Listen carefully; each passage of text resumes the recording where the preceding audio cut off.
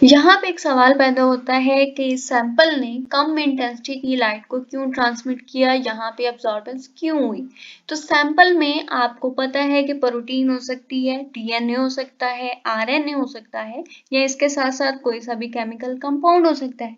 जब इस सैंपल के अंदर, इस कंपाउंड के अंदर अगर डबल बॉन्ड मौजूद है या इसके साथ साथ अगर रिंग स्ट्रक्चर मौजूद है, तो आपको मालूम है कि दोनों में पाई बॉन्ड मौजूद है, पाई इलेक्ट्रॉन मौजूद है। तो मीन्स जब इस इंटेंसिटी की लाइट इन पाई इलेक्ट्रॉन पे पड़ती है, तो ये पाई इलेक्ट्रॉन क्या करती हैं, लोअर एनर्जी स्टेट से हाई एनर्जी स्टेट की तरफ मूव करते हैं। इनमें इलेक्ट्रॉनिक ट्रांजिशन होती है। तो ये एनर्जी जो इसके ऊपर फॉल कर रही थी, ये यहाँ पे पाई इलेक्ट्रॉन क्या करते हैं, इनको यूटिलाइज कर लेते हैं, यूज कर देते हैं इलेक्ट्रॉनिक ट्रांजिशन के लिए। और मीन्स यहाँ पे क्या हो जाती है, अब्जॉर्बेंस हो जाती है। अब यहाँ पे एक बहुत ही इम्पोर्टेंट लॉ है बीयर-लैम्बर्ट लॉ। बीयर-लैम्बर्ट लॉ क्या बताता है कि अब्जॉर्बेंस डायरेक्टली प्रोपोर्शनल है कंसंट्रेशन के और लेंथ के।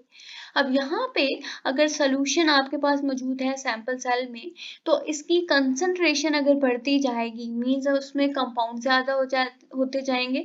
तो कंपाउंड ज़्यादा होंगे मीन्स अब्जॉर्बेंस भी उसमें ऑटोमेटिकली ज़्यादा होती जाएगी। और ये हमें पता चलता है बीयर लॉ के थ्रू। देन आपका लेंथ के डायरेक्टली प्रोपोर्शन है। अब ये जो क्यूवेट है, ये सेल है, अगर इसकी लेंथ यहाँ पे ज़्यादा होती जाएगी मीन्स यहाँ पे अब्जॉर्बेंस भी ज़्यादा होती जाएगी।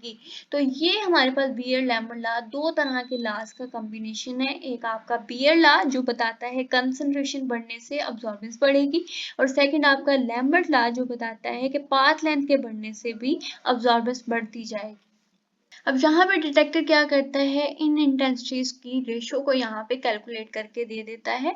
मीन्स ये ट्रांसमिटेड लाइट को यहाँ पे डिटेक्ट करता है, जबकि रिकॉर्डर क्या करता है, इस ट्रांसमिटेड लाइट को अब्जॉर्बेंस में कन्वर्ट करके हमें ग्राफ बना के दे देता है, हमें रीडिंग कैलकुलेट करने में हेल्प करता है।